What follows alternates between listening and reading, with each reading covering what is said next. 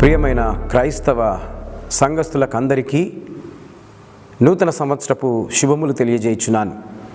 ఈ నూతన సంవత్సరంలో మీ కుటుంబాలను, మీ వివాహ జీవితంలో, మీ పని అంతటిలో ప్రభు అయిన యేసుక్రీస్తు నూరంతలుగా ఫలించాలని ప్రార్థిస్తున్నాను. మన ముఖ్య ధ్యానాంశము ఈ సంవత్సరంలో నూరంతలుగా ఫలించాలి. ప్రియమైనటువంటి దేవుని బిడ్లారా, ఇది 2వ వారం. దేవుని వాక్యాన్ని మనము చక్కగా ధ్యానించాలని, వినాలని ప్రభు పేరట మనవి చేయుచున్నాను. మొదటిగా బైబిల్ గ్రంథంలో ఆదికాండము 26వ అధ్యాయం 12వ వచనం ఈ విధంగా వ్రాయబడి ఉన్నది. ఇస్సాకు ఆ దేశమందున్న వాడై విత్తనము వేసి ఆ సంవత్సరము 100 ఫలము పొందెను. యెహోవా అతనిని ఆశీర్వదించెను గనుక ఆ మనుష్యుడు గొప్పవాడాయెను. కారణం ఏమిటని పరిశీలిస్తే ఒక 4 పాయింట్స్ను మనము ధ్యానించుకుందాం. మొట్టమొదటిది, జనములలో దేవుని తోట. అప్పుడు అబ్రహాము సాగిలపడి నవ్వి, 100 ఏళ్ల వానికి సంతానము కలుగునా? 90 సంవత్సరాల శారా కనునా? నిజమే, ఇది ఒక పెద్ద ప్రశ్న. ఈ ప్రపంచంలోనే అంత వయసు కలిగిన వారు గర్భవతి అయి కనడము అది చాలా గొప్ప విషయం. కనుక ప్రియమైనటువంటి దేవుని బిడ్డలారా, వాక్యంలో ధ్యానిద్దాం. బైబిల్ సత్యం కాబట్టి అంత వయసు గల వారిని కూడా దేవుడు జ్ఞాపకం చేసుకొని వారికి సంతానాన్ని ఇచ్చినట్లుగా వాక్యంలో మనం చూస్తున్నాం. అని అబ్రహాము, శారా ఇరువురు వారి మనస్సులో నవ్వుకుంటూ అనుకుంటూ ఉన్నారు. దేవుడు చేసిన వాగ్దానం బట్టి ఇద్దరు నవ్వుకున్నారట. శారా కూడా నవ్వింది. నేను బలము ఉడికిన దాననైనా తరువాత నాకు సుఖము కలుగునా? అబ్రహాము శారాయును బహుకాలము గడిచిన వృద్ధులయ్యుండిరి. ఆదికాండము 18వ అధ్యాయం 11వ వచనంలో ఈ మాటలు వ్రాయబడి ఉన్నాయి. హాగరు ద్వారా కలిగిన ఇష్మాయిలు మొదటి సంతానం అయినప్పటికీ దేవుని వాగ్దాన నిబంధన ఫలముమైన ఇస్సాకు సంతానాన్ని దేవుడు స్థిరపరిచాడు, ఆశీర్వదించాడు. ప్రియమైనటువంటి దేవుని బిడ్డలారా, హాగరు సంతానము మొదటిది అయినా రెండవదిగా ఇస్సాకు సంతానంను దేవుడు స్థిరపరిచాడు, ఆశీర్వదించాడు. అందుకే ఆదికాండం 22వ అధ్యాయం 18వ వచనంలో నీ జనాన్ని బట్టి దేవుణ్ణి స్తుతించు. నిజమే, దేవునికి మహిమ కలుగును గాక. ఈ రోజున ఇస్సాకు దేశమందున్న వాడై విత్తనము వేసి ఆ సంవత్సరం అంతా 100 ఫలము పొందెను అని వాక్యంలో చూస్తున్నాం. అనగా ఏ సంవత్సరంలో ఆ విధంగా అభివృద్ధి కలగలేదు, ఏ సంవత్సరంలో ఆ విధంగా ఫలాలు రాలేదు. కానీ ఈ సంవత్సరంలో అలనాడు ఇస్సాకును దీవించిన దేవుడు మిమ్మల్ందరినీ కూడా దీవించాలని నా యొక్క ప్రార్థన. 100 ఫలించాలి, మామూలుగా కాదు. 100 దేవుడు మిమ్మల్ని వర్ధిల్లింపజేయాలని, ఆశీర్వదించాలని నేను కోరుకుంటూ ఉన్నాను. యెహోవా అతనిని ఆశీర్వదించను గనుక ఆ మనుష్యుడు గొప్పవాడాయను. చూడండి, ఒక మనిషిని దేవుడు ఆశీర్వదిస్తే గొప్పవాడైపోతాడు. ఎన్ని అడ్డంకులు, ఎన్ని ఆటంకాలు అతనికి సంభవించినా దేవుని హస్తం అతనిపై ఉంటే అతన్ని దేవుడు గొప్పవానిగా చేయగలడు. హల్లెలూయా. కాబట్టి దేవునికి స్తోత్రం. జలములలో దేవుని తోట, జనములలో దేవుని తోట. అబ్రహామును దేవుడు జ్ఞాపకం చేసుకున్నాడు. ఏ వయసులో? 100వ సంవత్సరం. శారాయికి 90 సంవత్సరాలు. వారికి సంతానం లేదు. వారు దేవుని మీద మీరు అనుకోవచ్చు ఎంతగానో సనిగినారేమో అని. వారు సనగలేదు. దేవునికి మహిమ కలుగును గాక. ఈ రోజుల్లో మీకు సంతానం లేకపోతే ఎంతో బాధపడిపోతున్నారు, ఎంతో ఇబ్బందులు పడుతున్నారు, ఎంతోమంది వైద్యుల దగ్గరికి తిరుగుతూ ఉన్నారు, దేవుడిచ్చే వాగ్దానాన్ని మర్చిపోతూ ఉన్నారు. అబ్రహాము ఆ విధంగా మరవలేదు. నన్ను దేవుడు కటాక్షిస్తాడు, కనికరిస్తాడు అని అనుకున్నాడు. ఆయన సువార్తను ప్రకటిస్తూ అనేక ఆత్మలను దేవుని వైపు తిప్పాడు. అనగా ఆ ఆత్మలే ఆయన సంతానంగా భావించాడు. కాబట్టి దేవుడు అబ్రహామును జ్ఞాపకం చేసుకున్నట్లు ఈ రోజున సంతానం లేని వారిని కూడా జ్ఞాపకం చేసుకుంటాడని ఈ మాటలను మీకు తెలియజేస్తూ ఉన్నాను. అతన్ని ఫలింపజేస్తాడు, అభివృద్ధి చేసినట్లుగా వాక్యంలో చూస్తాం. రెండవది, సాధారణమైన స్థితిలో దేవుని తోట. సాధారణమైన స్థితిలో దేవుని తోట. ఇస్సాకు వ్యక్తిగతంగా ఒక సాధారణమైన మనుష్యుడు. ఇస్సాకు ఎలాంటి వాడండి? సాధారణమైన మనుష్యుడు. ఇస్సాకు ఎటువంటి ప్రత్యేకమైన తలాంతులు కానీ లేవు, కానీ తన తండ్రి నుండి సక్రమించిన ఆస్తి సంపదనే వారసత్వంగా వచ్చింది. దేవునికి స్తోత్రం. ఇస్సాకు ఏమీ సంపాదించలేదు, తన తండ్రి అయిన అబ్రహాము తాను సంపాదించాడు. ఆ ఆస్తినే తనేం చేశాడంటే దక్కించుకున్నాడు, దాన్ని డెవలప్ చేశాడు. ఈ రోజుల్లో చాలామంది తల్లిదండ్రులు ఆస్తిని విడిచిపెట్టిపోతే దాన్ని పాడు చేసుకుంటున్నారు, అమ్మేసుకుంటున్నారు, రకరకాలుగా పోట్లాడుతూ ఉన్నారు. అలా చేయకండి. ఉన్న ఆస్తిని కాపాడుకొని కట్టుకోండి, అది మీకు ఆశీర్వాదము. అదేవిధంగా ఇక్కడ ఇస్సాకు కూడా అదే చేసినట్లుగా వాక్యంలో మనం చూస్తున్నాం. అబ్రహాము విశ్వాసులకు తండ్రి అని జనములలో పిలువబడ్డాడు. చూడండి ఎంత గొప్ప విశ్వాసము దేవునిపై ఉన్నదో అబ్రహాముకు. అందుకే 100 ఏళ్ల వరకు అతడు సంతానం లేకపోయినా దిగులు పడలేదు, భయపడలేదు, దేవుణ్ణి దూషించలేదు. అందుకే విశ్వాసులకు తండ్రిగా ఆయన పిలువబడ్డాడు. విశ్వాసం అనగా నమ్మకము. నీకు ఈ రోజున దేవుని మీద నమ్మకం ఉందా? దేవుని మీద నమ్మకం ఉంటే మనుషుల మీద నీవు ఆధారపడవు. చాలామంది మనుషుల మీద ఆధారపడుతూ ఉంటారు, ధనికుల మీద ఆధారపడుతూ ఉంటారు, రాజకీయ నాయకుల మీద ఆధారపడుతూ ఉంటారు. దేవుని మీద ఆధారపడు. అందుకే బైబిల్ వాక్యం చెప్తుంది, మనుషుల సహాయము వ్యర్థము. కాబట్టి దేవుని మీద నీవు ఆనుకో, దేవుని మీద ఆధారపడు, దేవుడు నీకు సహాయం చేస్తాడు. అబ్రహాము విశ్వాసులకు తండ్రిగా జనములలో పిలువబడ్డాడు. ఆదికాండం 24వ అధ్యాయం 35వ వచనంలో ఈ విధంగా వ్రాయబడ్డది, యెహోవా నా యజమానుని బహుగా ఆశీర్వదించెను గనుక అతడు గొప్పవాడాయెను. భక్తి గల వారిలో అనేకులు పేదవారున్నారు, భక్తి లేని వారిలో అనేకులు ధనికులున్నారు. లూకా సువార్త 6వ అధ్యాయం 20 నుండి 26 వచనాలలో ఇది చూస్తాం. దేవుని బిడ్డలారా, దేవుని యొక్క ఆశీర్వాదము వలన గొప్పవాళ్ళం అయిపోతూ ఉంటాం. కాబట్టి ఎవరి ఆశీర్వాదం ఉండాలండి? మనుషుల ఆశీర్వాదం కాదు, దేవుని ఆశీర్వాదం ఉండాలి. అప్పుడు నీవు గొప్పవాడవు అవుతావు. ఈ సంవత్సరంలో దేవుడు నీవు గొప్పవాడవు కావాలని ఆశపడుతూ ఉన్నాడు. ఎదురు చూస్తున్నావా? దేవునికి ప్రార్థన చేస్తున్నావా? దేవా నన్ను ఆశీర్వదించు, నన్ను గొప్పవానిగా చేయని.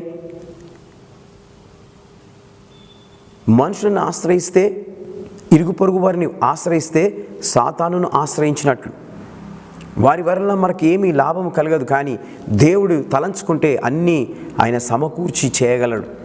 కాబట్టి మరి ఇక్కడ వాక్యంలో మనం చూస్తున్నాం, భక్తి గల వారిలో అనేకులు పేదవారున్నారు, భక్తి లేని వారిలో అనేకులు ధనికులు ఉన్నారు. అదేవిధంగా లూకా సువార్త 16వ అధ్యాయం 19 నుండి 31 వచనంలో మీరు చదువుకోండి. అక్కడ వాక్యంలో మనం చూస్తాం, ధనవంతుడు లాజరు. ధనవంతునికి పేరు ఇవ్వబడలేదు, కానీ పేదవానికి, అడుక్కుని తినేవానికి పేరు ఇవ్వబడ్డది లాజరు. వీరిరువురు కూడా ఒకే స్థలంలో ఉన్నారు. లాజరు డోర్ బయట ఉన్నాడు, ధనికుడు లోపలున్నాడు.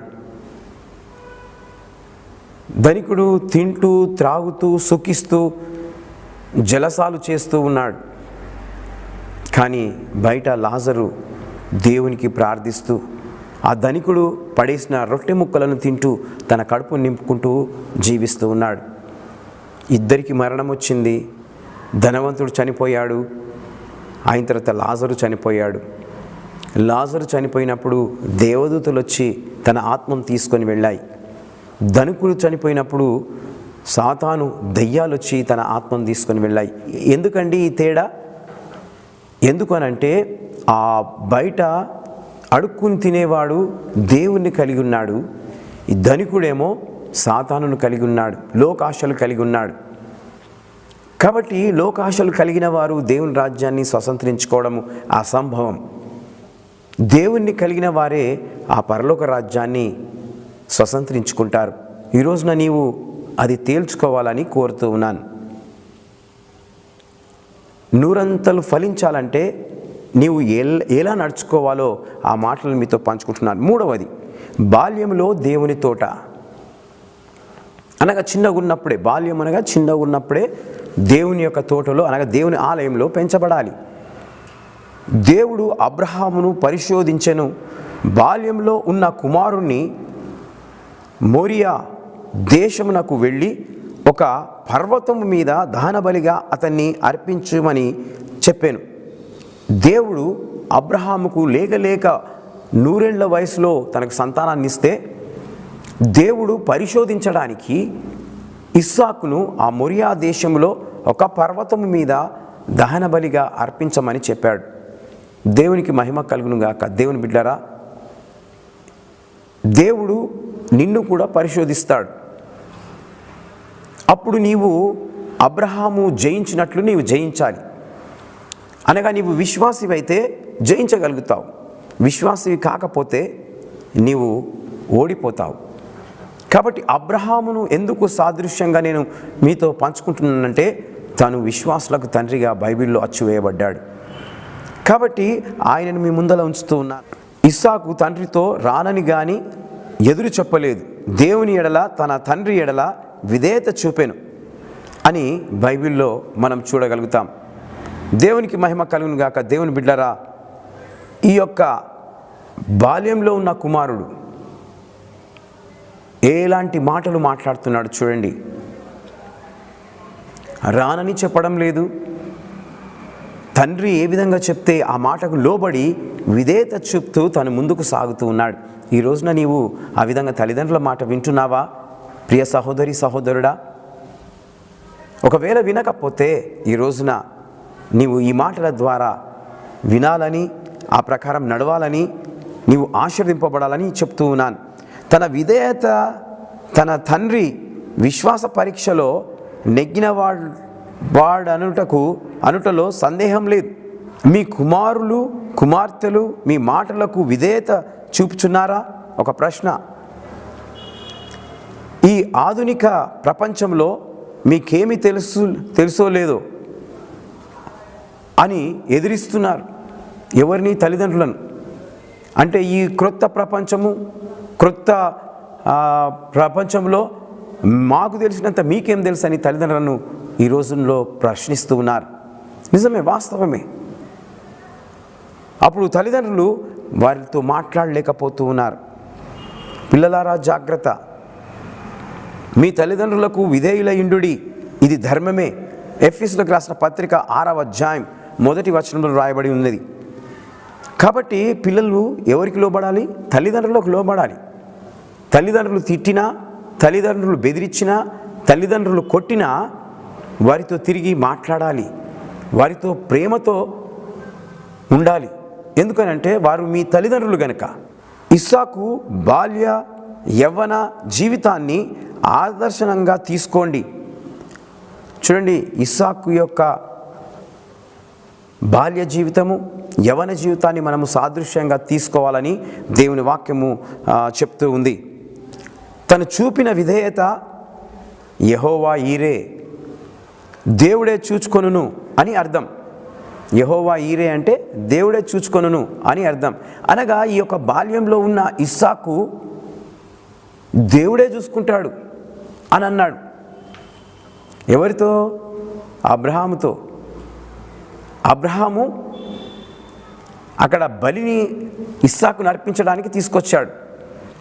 అప్పుడు ఆ స్థలంలో ఈ మాట అంటున్నాడు, అయ్యో దహన బలి నువ్వు చేయలేదు కదా అని అన్నప్పుడు యెహోవా ఈరే అనగా దేవుడే ఆ బలిని చూసుకోవడం అని అర్థం. ఆ మాట ఆదికాండము 22వ అధ్యాయం 14వ వచనంలో వ్రాయబడ్డది. బలిగా అర్పించినట్లుగా తన పిల్లలను సేవకై సమర్పించే తల్లిదండ్రులు కావాలి ఈ రోజుల్లో. దేవునికి మహిమ కలుగును గాక. దేవుని బిడ్డలారా, మీ పిల్లలను దేవుని యొక్క సేవకు సమర్పిస్తున్నారా? లేకపోతే నా కొడుకు డాక్టర్ కావాలా, నా కొడుకు ఇంజనీర్ కావాలా, నా కొడుకు పెద్ద చదువులు చదివి అమెరికా దేశానికి వెళ్ళాలా, యాక్టర్ కావాలా అని మీరు ఆలోచిస్తున్నారా? బైబిల్లో నీ కుమారుణ్ణి దేవుని సేవకు సమర్పించు అని వాక్యంలో ఉన్నది. దేవునికి సమర్పించండి, దేవుడు మీ ఇల్లంతటినీ ఆశీర్వదిస్తాడు, దీవిస్తాడు. 4వది, వివాహంలో దేవుని తోట కావాలి నీకు జోడు. ఇస్సాకు తన తల్లిదండ్రులను గౌరవించాడు, పెద్దల మాట విన్నాడు. తన తండ్రి తనకు మాదిరిగా జీవితం, తన తండ్రి సేవకుని ద్వారా దేవుడు నడిపించిన చక్కనైన రెబ్కాను వివాహమాడుటకు ఒప్పుకున్నాడు. అనగా తండ్రి మార్గము ఏ విధంగా నడిచాడో కుమారుడు కూడా ఆ విధంగా నడవాలి. అయితే తల్లిదండ్రులు చెప్పినట్లుగా ఇస్సాకు,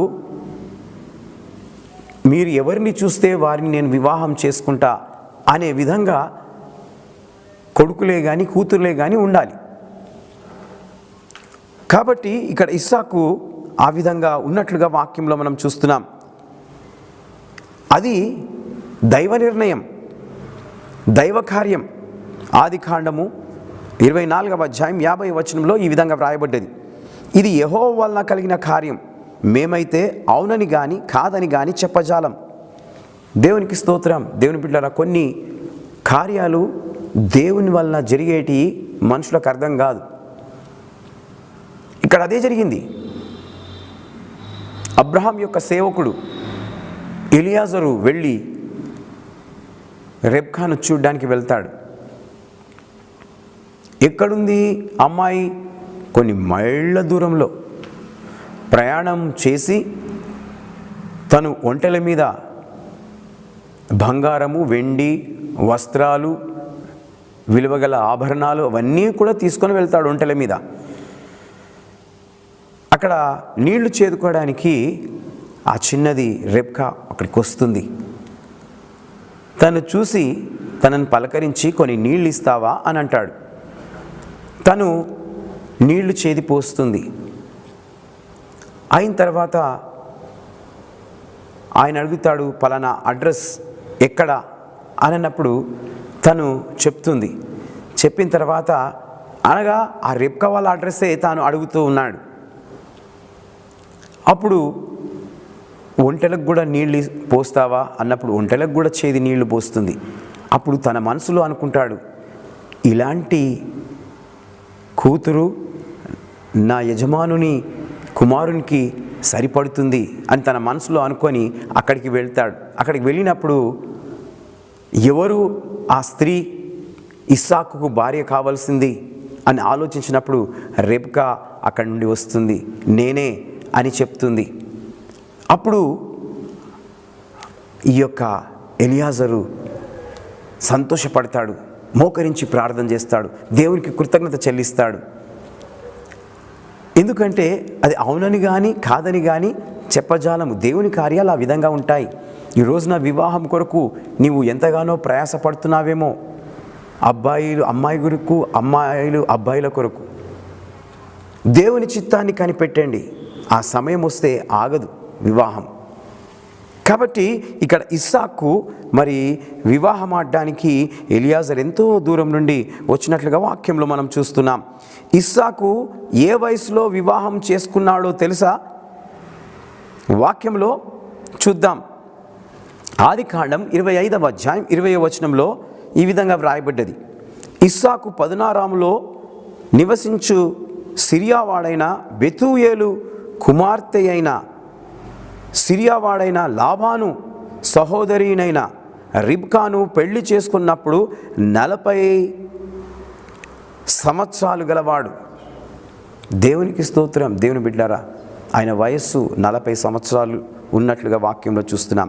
ఈనాడు అనేకులు యవనస్తులు ప్రేమ అనే వ్యామోహంలో పడి తల్లిదండ్రుల మాట వినక దేవుని ఆజ్ఞలను మరిచి తమ స్వంత మార్గంలో నడుస్తున్నారు. అన్య స్త్రీలను వివాహమాడి కష్టాలు కోరి తెచ్చుకుంటున్నారు. అన్య అబ్బాయిలను వివాహమాడి కోరి కష్టాలను తెచ్చుకుంటూ ఉన్నారు. పెళ్ళైన కొన్నాళ్లకే విడాకుల వరకు వెళుతూ ఉన్నారు. మళ్ళీ పెద్దలను పిలిపించి మాట్లాడడానికి పెద్దల చుట్టూ తిరుగుతూ ఉన్నారు. కోర్టుల చుట్టూ తిరుగుతూ ఉన్నారు. హ్యూమన్ రైట్స్ అని, మహిళా సంఘాలని, ఫ్యామిలీ కోర్ట్స్ అని వాటి చుట్టూ తిరుగుతున్నారు. దేవుని బిడ్డారా, బైబిల్లో వివాహము అన్నిటిలో ఘనమైనది. హెబ్రీయులకు రాసిన పత్రిక 13వ అధ్యాయం 4వ వచనంలో వ్రాయబడి ఉన్నది.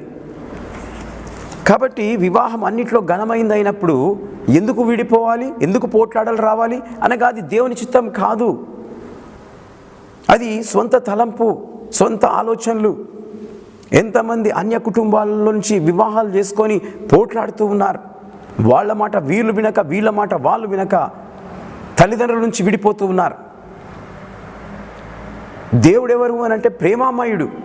ఆ ప్రేమ వారిలో ఉండడం లేదు.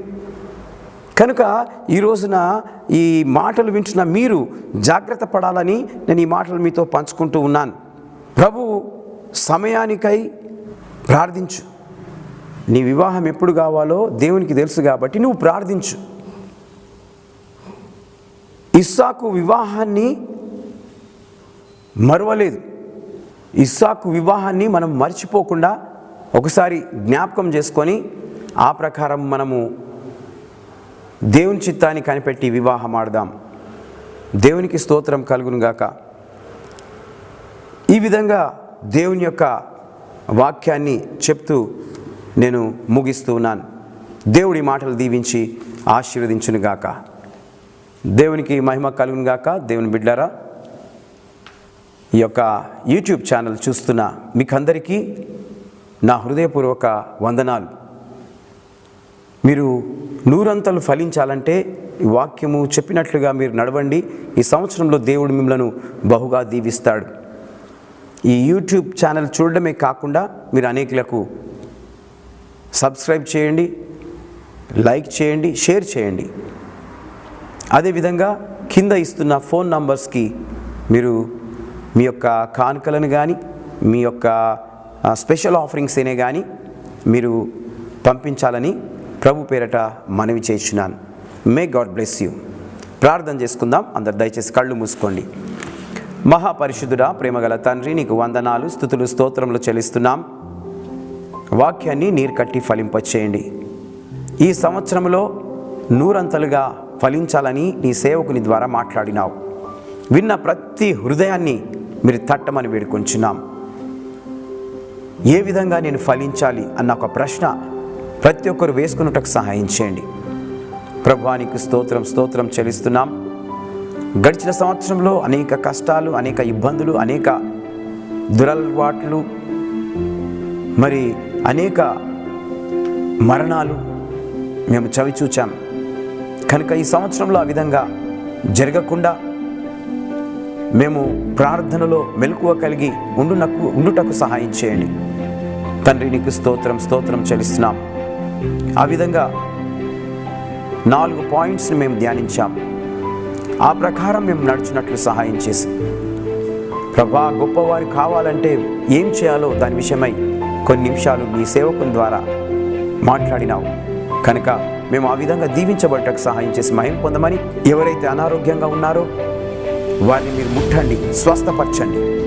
సమస్యలలో ఉన్నారో దాంట్లో నుండి విడుదల దయచేయండి.